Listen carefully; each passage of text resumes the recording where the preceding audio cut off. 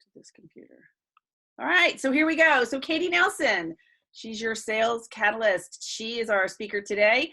And Katie is a huge part of the networking world and has been able to share some amazing insights with those that she networks with. Sales is her love language.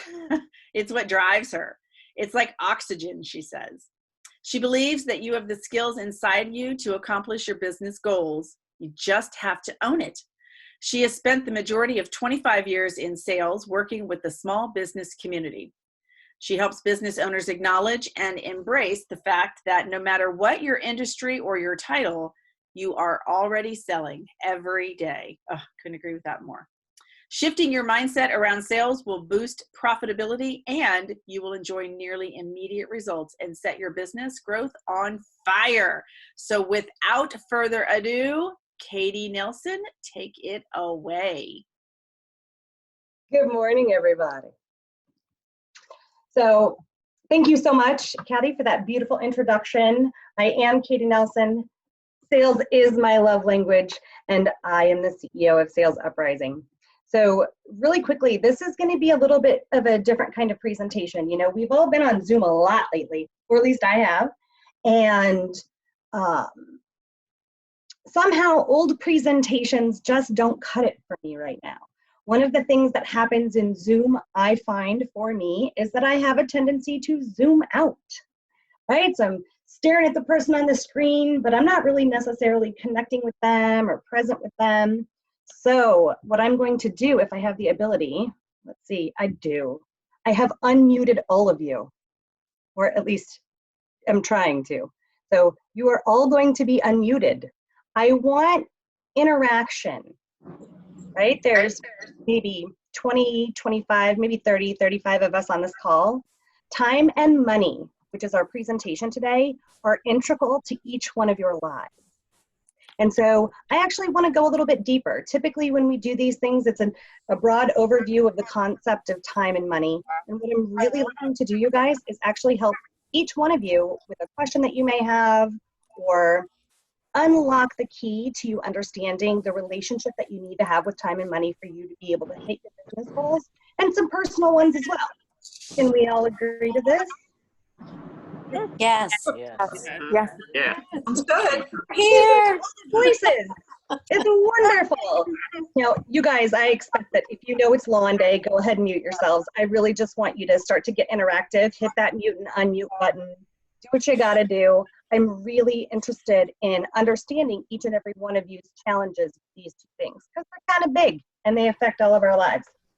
So let's get started. You guys ready? I'm going to call on a couple of you to answer a question. And I'd like to know from your point of view, what is the most important thing for you about time?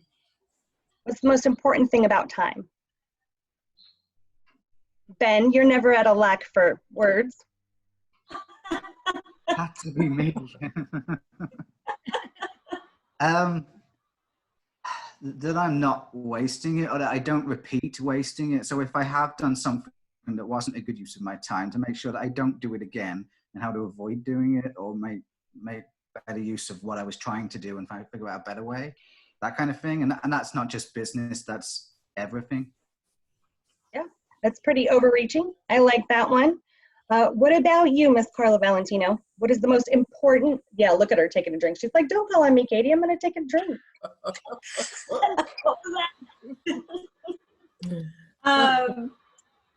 So it's actually was kind of similar. As soon as you said that, you know, what's most important, it's just that I don't waste it. Even if it's work related, if I'm at home and yeah, there's time to veg out and I'm okay with wasting time like that if I just need that, you know, brain dump or something. But you know, I don't want to waste the time that I have on this planet. You know, I always want to make it useful, make it nice, make it wonderful. And in business, I'm been like that. I hate when I waste time and realize, well, that was really stupid. Not sure why I went down that rabbit hole, but you know, that was a complete waste of time. I just don't want to, you know, do things like that. I want to make them valuable.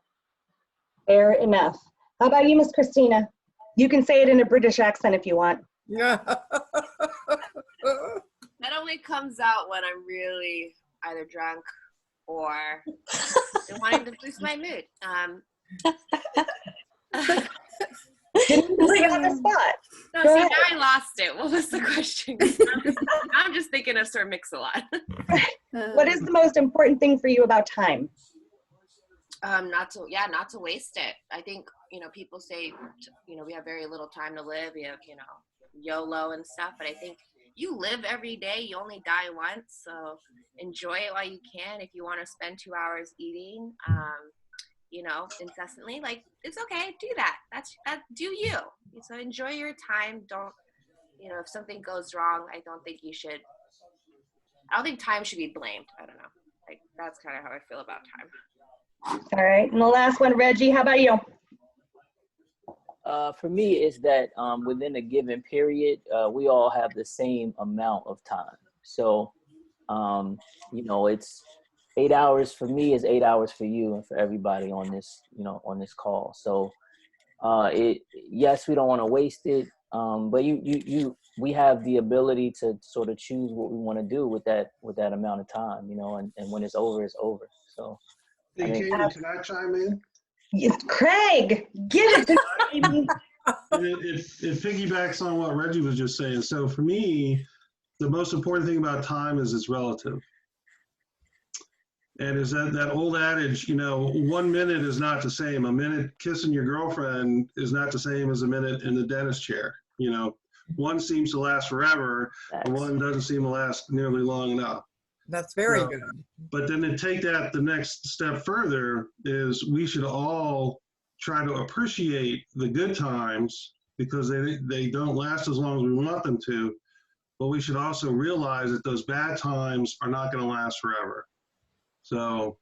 Very good. Oh, I love it, right? So here's one of the things that was the overarching theme of this, and that's the concept that time can be wasted. So let's take the perception of time being wasted and actually piggyback on something Christina said. Should you choose to go to a fancy meal or even just feed your family for 2 hours, right? And choose to eat all of that food for 2 hours, have that experience, whatever that looks like for you, is that wasted time? No. Right. One of the things that we say to ourselves all of the time, that little voice in the back of our head is, I should be doing this. I would be doing this. I could be doing this, right? And time is, I should be spending my time better. And my question for you all to really think about when you are moving forward in your day is, why are you telling yourself that? Where are you trying to get to a different place? Do you need to allocate that time somewhere else? And if so, then maybe you can just do that without the internal beating up of oneself about what we should be doing. When we talk about listening to our instinct and self-care, right? I think it was Carrie who said, I'm really going to concentrate on me. Like, I need to pay attention to what's going on with me. That's a very important thing. Do you ever think maybe the reason we get distracted is because we're shooting ourselves, right? We're shooting on ourselves. It's not a very nice thing to do. So, right? It's just true. Yeah. So when we think about time, and I love what Craig had to say, the good times never seem to go long enough. The bad times always seem to hang around as long as possible. But if you actually take a look at your life from a factual perspective, none of it has lasted. All of the good times, potentially, are in the past. All of the bad times are also in the past. Right now, right here, you're on this call. Maybe this is a neutral call, or maybe this is a good time for you. Maybe it's also a bad time. If it is, put a note in the chat. I'll work on it. But that's the thing, right? You guys, time changes. It's not ever going to stay the same. It is one thing that is true for all of us, just like we all have the same amount of time. Do you think that Richard Branson has more time? Even with all of his money, he actually cannot buy more time. Nobody can. So if you can say things like time is of the essence, right? And in business, it kind of is. Time kills all deals is kind of a true saying. If you leave a potential client hanging, that deal's probably not going to happen. at least not when you want it to. So while we need to pay attention to our time, we don't need to beat ourselves up about it. We don't really need to worry about wasting it, because I bet in that period of time that you were doing something that you could consider wasting time, if you looked at what you did, maybe you were resting, maybe you were relaxing, maybe you were doing a little bit of that self-care, introspection, which is something that we've gotten away from, I think, in business. Maybe we were just enjoying something, our backyard, the birds, our pets, our kids, our spouses, our partners, ourselves, right? Time is the same thing for every single one of us. You know, one of the things that people always said to me is, Katie, I don't understand. Like, you can walk up to anybody and immediately start talking to them. Why is that? And for me, the reason that I can do that is because I look for commonalities in us. And time is a commonality. Every single person on this call has exactly the same amount of hours in the day. And so I already know that about you. So I already think that we have something in common. See how easy that is? Where's your day going? Are you on schedule? It's an easy connector, time, for humans. Okay. Now that we've gone over a little bit of time, what is your truth about money? You didn't know it was going to be this kind of Monday, did you? It's a really important question. Before we go into teaching anybody anything about money and business and this and that and the other thing, we actually have to deal with some thoughts that we have about money. And maybe that leads us to understand why we are in business, right? So I'm going to pick on some people that I don't know. Hi, Becca. I'm Katie. Nice to meet you. I had a feeling I was going to get called on. My relationship with money is probably way more negative than it should be. It's something that I constantly think about. There's never enough. My husband's always criticizing me, like, that you're not happy until you're successful. You don't enjoy the journey of getting there. So yeah, he's kind of been teaching me to back off on that a little bit, but there's definitely a lot more work to do. Well, and so if I had to say, what is your truth about money? Would you say your truth about money is that there isn't enough? Yes. For you? Never.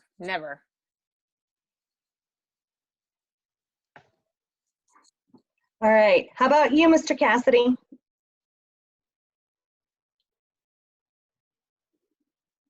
Hi, Katie. Good morning. Good morning, Pat.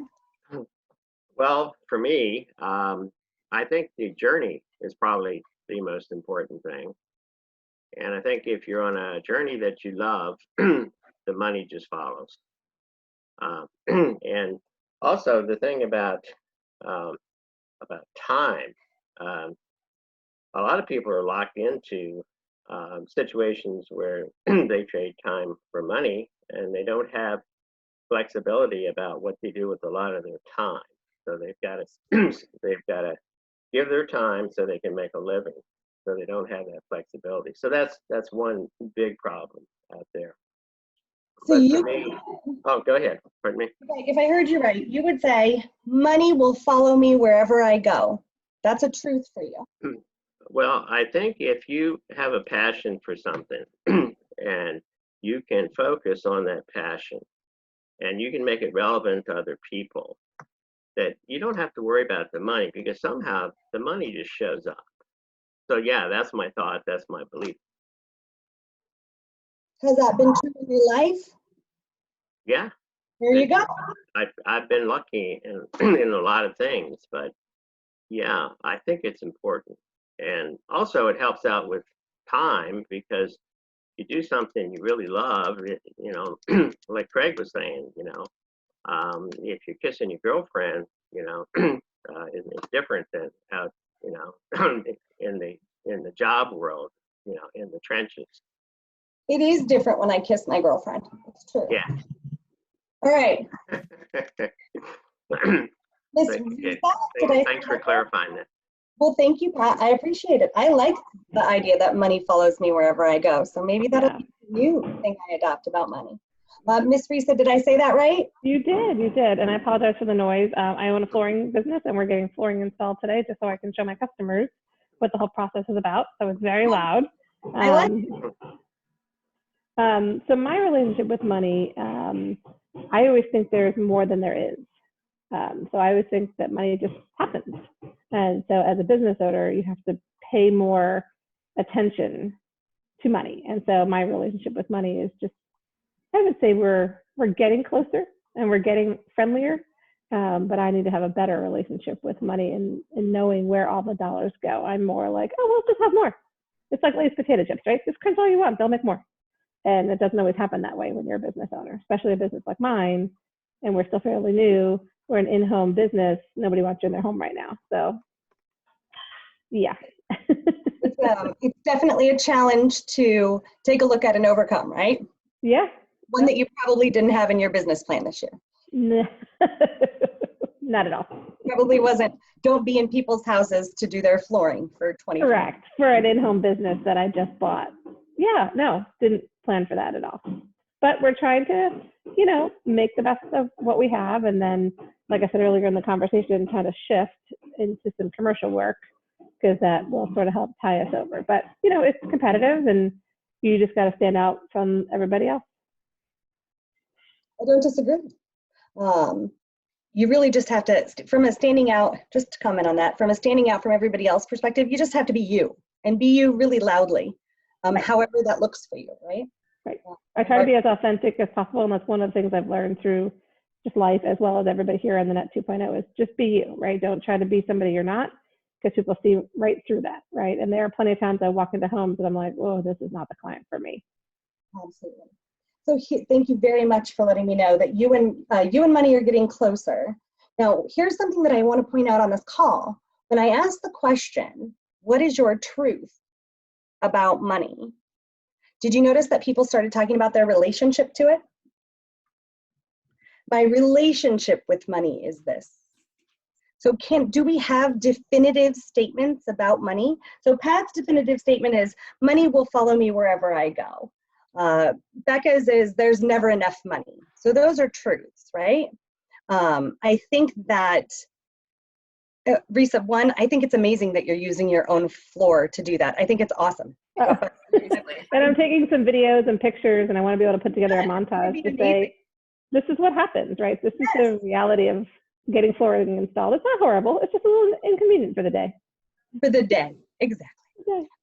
And then for Risa, it's, there's the possibility for my relationship with money to get closer. So it can be better. So I know that I have to work on it. So what about you, Yvonne? What is your truth about money? So, hello everybody again. I was going to answer the way that you said, is that like my relationship with money versus my truth with money. So I'm an Uber saver. I'm a saver. Like I just, oh girl, it's kind of weird, but I had done an assessment through my work, right? Like a Hogan personality assessment, whatever. And it's, for me, it's money is security. Like that's kind of the tie between the two. So I don't know what you make of that, but that's what I have to share. Is that the truth? Is it? Is it your truth? Well, meaning, yes, that it's money and security are tied together, yes. I can't say I disagree with that. I think that we all feel more safe when we have more, right? And to Linda's point, she said that they say, so Linda, I'm not really interested, as you know, Linda and I know each other. She knows I'm not very interested in what they say. I'm interested in what you say. Do you say that money is the root of all evil? And I remind you, you're happily in the middle of raising funds for the Leukemia and Lymphoma Society. So before you say anything too crazy. I'm just saying it's what they say. I don't think it's the root of all evil. I think that the truth about money is... Is this your truth? My truth about money is there's a lot of it around and just got to figure out how to get it. I think that rings very true, right? That has to do with, think about your competition. I mean, you even have competition within the Man and Woman of the Year contest for raising money, right? We've got online marketers on here. How many of those are in town? Just a couple, right? Some branding people, some lenders, realtors, right? We've got people who are executive directors of 501c3s. There's only a couple of those around, right? So we could be seen as constantly in competition. But if we think there's enough money to go around, we just have to figure out how to get our piece. Isn't that a much more positive way to think about that? I just have to find the key for me to unlock how I can get to this cash. Yeah? You know, one of the things that I love that Ben said is that he really just constantly works on making sure that he's staying positive. And if you look at Pat's perspective on money, which is if you're doing what you love and people can just see your passion, then money will follow, right? If you believe that, doesn't it make it closer to happening? I say try it. Believe it with your whole heart for a month. See if money follows you around. You've got the time to do it. Everybody does. Now, as a business coach, of course, it would not behoove me to tell my people to have no strategy for getting the money, right? So we're going to give you a little strategy to go with Christina, the hustler state of mind. Yeah. 100%, right? If you believe that it's going to follow you, one, you've got to look back to go get it, right? You're actually looking backwards to say, oh, here, come on, cash, right? How do you ever get it? Does money stop you on the shoulder and say, hey, let me jump in your pocket? Not really. So you're going to have to brush up on, bye, Valerie. Mwah. It was good to see you this morning. Everybody say goodbye to Valerie. Bye, Valerie. Bye, guys. Have a great week. So Bye, sorry. Valerie. Bye. On your board, girl. Go downstairs. So if we're looking behind us all of the time and we're not looking forward, as a business owner, that's a little bit difficult because we've got to see all of the strategy. We have to understand how to allocate time appropriately or prioritize our time in an effort to be able to reach the goals that we're looking to reach, both for our businesses and our lives, right? So one of the first things that I do with my clients is to understand their goals. Your truths about money and the most important things about time are all relative to what you're looking to accomplish in any one period, in any one moment, hour, week, year, month, lifetime, right? So by show of hands, just physical ones, you don't have to hit the little like reaction hand thing. You could do that if you wanted to, but you don't have to. So just by a show of hands, does everybody have their goals for the week? Oh no, leave your hands up there, everybody. 1, 2, 3, 4, 5, 6, 7. Okay, right? So it's 10 a.m. on Monday. When we think about the concept of wasted time, do you berate yourself for not having your goals for the week by 10 a.m. on Monday? My hope is that you don't. My hope is that what you've done is you've chosen to wait until your first networking meeting or your first meeting of the day to prioritize your time potentially, right? We all work at different ways. Each one of us is going to, with our thoughts about time and money, appropriately prioritize our time to hit our goal. Yes? What I will tell you is that goal setting does make it easier. It makes your relationship with time easier because you know what you're looking to do. You won't feel like there's wasted time because you are moving forward. None of us, I think, like to be stagnant. I don't like to be stagnant. I'm good with holding still and having a Zen moment, but even in that Zen moment, I'm trying to absorb the things around me or touch base with myself as a business owner in person, right? I'm not just sitting there to do nothing. It would be very hard for a human to have nothing, right? So in looking at my goals at any given point in time, I make sure that I have allotted what historically I know to be the time necessary to accomplish that goal, It's a very high function of the human brain. Each one of you have had to make a sale before. You're all business owners. You work in a business. Who here has to sell stuff for a living? Yeah, look at all the hands go up. All the hands. That's what we're in business for. So if you take a look at the time it takes you to make a single sale and what pieces and parts go into that, you have the ability to appropriately prioritize those dollars coming into your business. And it involves something to the point of what Pat said. You are literally doing all of the things that you love to do. Enthused Creative, you are practicing your smiling, you are getting on videos, you are educating people about how your brand can jump through a computer and smack somebody in the face and they can recognize that you are for them. Whatever it is you do, whether you're a flooring service, you're a life coach, you're changing the world with no plastics and chemicals, right? This is what you do. And Reggie loves this, right? He's extremely educated about it. So he's doing his passion every day to make a connection that's going to be the solution for someone, which is their sale. And if I asked him, hey, historically, how long does it take you to get somebody through a pipeline and for you to close that deal? He's going to have some appropriate numbers. Now, if you don't, or approximate numbers, if you don't have those numbers, your homework immediately, like write this down. I need you to literally actually go into your bank account and figure out how long it takes you to make a sale. It takes some of the fear away. It takes the guesswork away about how can I move my business forward? How can I make sure that there is enough money, right? Part of time and money's conversation is that, yes, feel free to use reaction emojis. I love it. I'm not very good at them. Wait, hold on. Thanks for the tip, Christina. I'm not well practiced at them this far. Good job, Carla. But yeah, so that's the thing, you guys. Time and money, we live in a world of paradigms when it comes to time and money. Anybody ever hear money doesn't grow on trees? Right? This is something that my parents told me all of the time.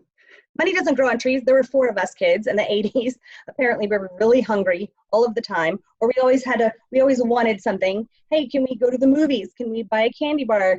You know, can we sign up for sports or play an instrument? All of these things require money. Oh my gosh, what do you kids think that money grows on trees? So I'm very aware that money doesn't grow on trees, but they never told me where it grows. They never gave me the answer to that. So I had to figure it out myself.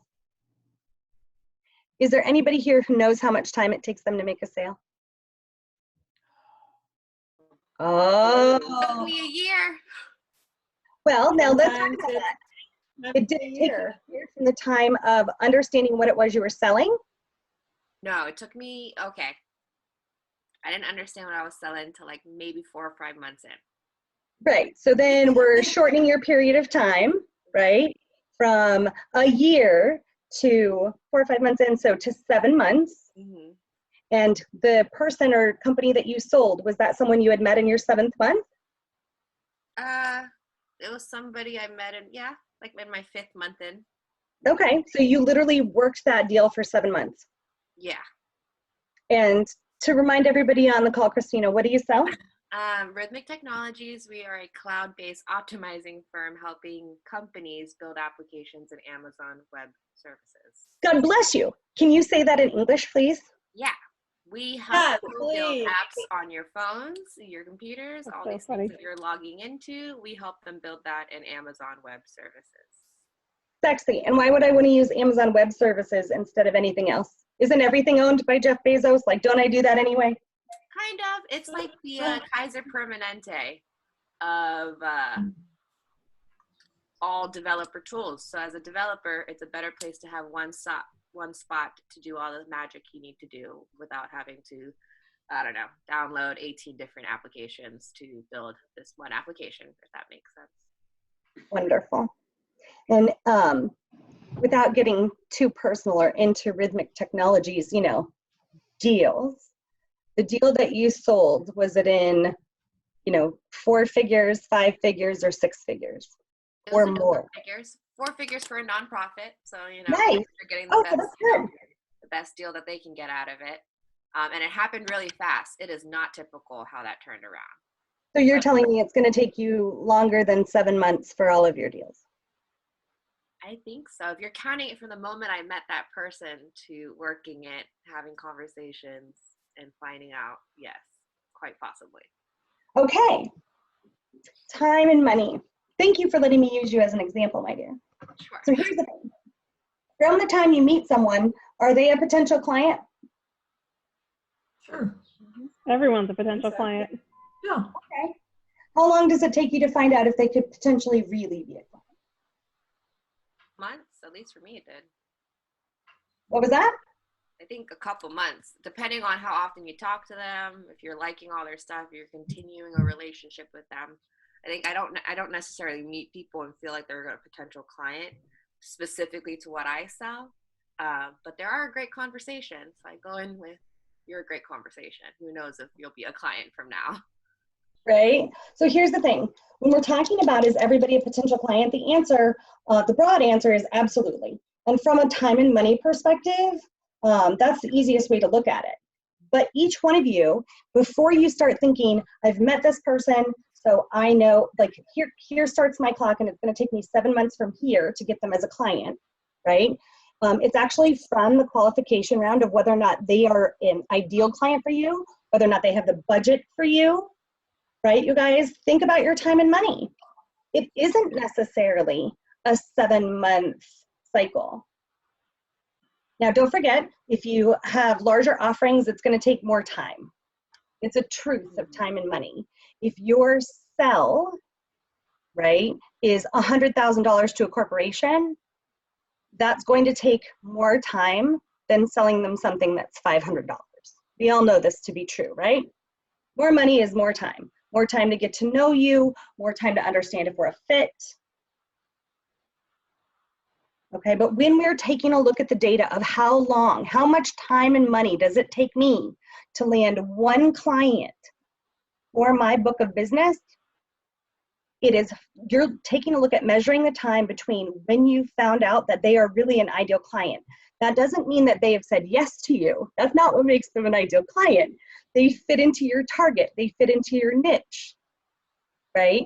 This is who you deliver to, right? My guess is Christina could, as a one-man business, sell me the Kaiser Permanente of web services through Rhythmic Technologies.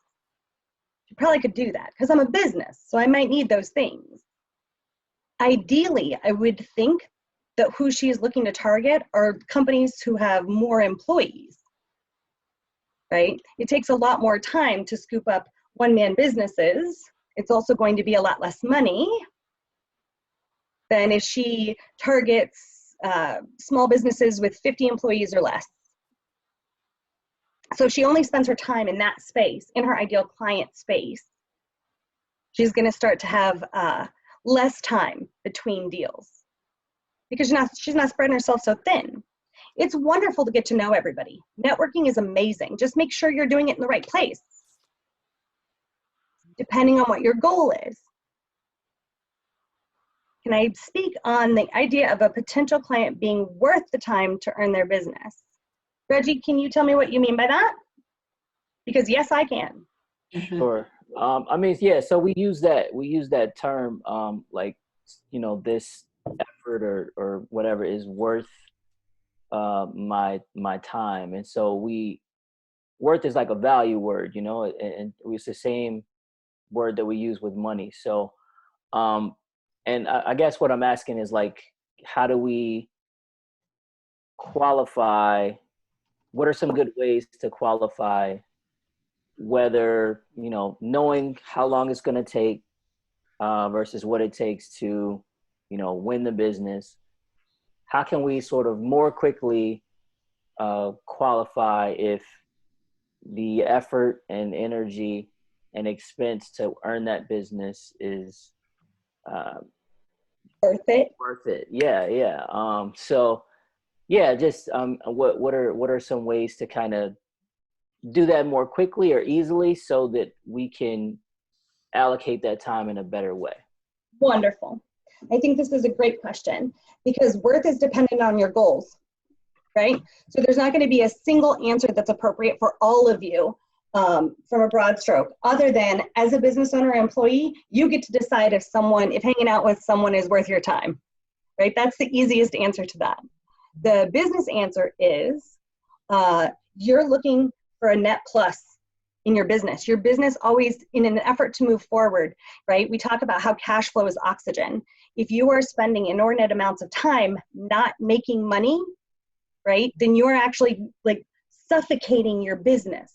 So if we take it from a non-emotional view, right, if we're very, very data-driven and we say, okay, it's going to take me 2 weeks to close this client once I know that I'm a potential solution for them, the way that you can get to that faster is to prioritize that relationship at that time, right? So we can go around to networking meetings, right? So Net 2.0 is a great example. How many of you have already scheduled, while we've been on this call, you've scheduled a one-to-one with someone you want to get to know deeper? Other than me and Craig. Challenge, if you haven't done that, do it. Right? And I didn't say go meet all 30 of you, right? Pick a couple. And that's how you're going to find out, Reggie, right? We spend a lot of time with each other in an effort to get to know each other. That's the point of networking. We're looking to find out, do you want to get to know me? Do I want to get to know you? Can we make something happen here? I think I've known Craig for a year and a half. And should my husband and I's wills and estate business be appropriate for him, I'm going to do business with him. Just to let you know what the call's about on Thursday. Right? That's what that looks like. So for me, it's absolutely worth the time that I spend in Net 2.0 for what I need personally for my business, right? For Craig, he got a client out of it. So is the business that I'm going to provide him with as much as the fees and the time that it takes to get to know everybody? That's up to each individual business owner. But you guys, one thing I would challenge you with, in addition to meeting everyone, is ask your questions sooner. So I'm not talking about, one of the things I find really interesting about the networking groups that I'm in is that even if you do, we talk really a lot about developing a relationship. And so Ben and I will get on the phone, and look, Ben and I are really bad at it. We'll be on the phone or on a Zoom for like an hour and a half. We'll barely talk about business. We didn't even get pictures the last time. You may have seen us dancing because Ben created a thing because we forgot to take a picture of it, right? I'm really present when I'm meeting someone. But one of the things that we can all do in an effort to prioritize both our relationships and our time is to say, so, hey, Ben, are you looking for a business coach? And if he's like, yes, great. And if he says no, great. It's a decision tree. I get to take the conversation from there. Now, what you may be assuming is, Katie, what I just heard you say is if you don't need a business coach, then if Ben doesn't need a business coach, the two of you probably aren't going to get on very well, or you're not going to develop your relationship. That's not true, because just because he said no, I don't have to worry about that, right? That's one less bunch of questions I got to ask him. I get to now ask him about food, dance moves, favorite movies. Right? But if I do know that, then I can also ask him those questions. So ask your questions sooner. What do you know about insurance? For Pat, it's going to be, do you really care or understand what happens to our environment? And if you do, right, then we can talk about this. And if you don't, do you mind if I educate you on that? Get to the, hey, Katie, as a business owner, is branding an important thing for you to take a look at for this year? Is that on your docket? Do you have dollars allotted for your branding in 2020? And what does that look like? You guys are in charge. Each one of you gets to dictate what it's going to look like when you move forward in your relationships. My best friends were at some point in time clients of mine. Just because you choose to prioritize your business does not mean you are not human. It doesn't mean that you only care about money. Right? The truth that people try to put on me all of the time as a business coach is that I only care about cash. Now, there's some really good friends that I have on this call, and I think that each and every one of them would tell you that that's a bunch of hooey, I really don't think about money very often. What I do think about is what I can accomplish with it, how much growth I can have as a business, if I can go to the Galapagos again, or apparently book a tour of Germany. Like, you know, I got to talk to Drew about that. But that's the thing, right? Money is a means to an end, and it doesn't make any of us horrible, right? Needing it, you kind of do. So be okay with that. It is also a commonality that all of us have. And what I mean by that is, even if you are as rich as King Midas, he still needs what he's got in the bank. He may not have to actively make anymore, but he's constantly using it and spreading it out amongst the people. Time and money are the biggest, are two huge commonalities that all of us have. None of us live in a society where it doesn't cost us to breathe. We all live here in the US where it absolutely costs us to breathe. Yes? Okay. So to wrap it up, there are 3 things that I want to tell you about time. One, once it's gone, you can't get it back. Anybody ever told you, hey, I want to catch up on some sleep? Can we catch up on sleep? We can't. Right? Catching up on sleep is a lie. It's a paradigm that we tell ourselves. You can't ever get it back. You're going to feel like you're chasing, right? So just know, oh, take a deep breath, let it go. Use your time as you would choose moving forward. Don't try and catch up with it. The second thing I want you guys to think about and take with you today is that I want you to own your truths about money. If your truth is, I don't like thinking about money, Katie. It's not comfortable for me to talk about cash or revenue or dollars and cents, then either own it or choose to have it be different. Oh, hey, are you buying that car? What is going on with that car, Drew? Tell me. Is that a goal of yours? No, I was going to get my time back. Oh, very funny. You and your flux capacitors. I wish you the best of luck. Keep me posted. So that was a DeLorean? Huh. Right? And then prioritize your time as it relates to your relationship with money appropriately. And it doesn't have to involve any emotion. What you can do with that, especially for your business, is understand your data. How long does it take me to make a sale? Not from the first moment that I meet a human, but from the time that I know that that what I have to offer is a potential solution for them. I don't believe that what I have to offer is a potential solution for everybody at all. It actually, as a business owner, frees me up to not have to worry about a lot of things.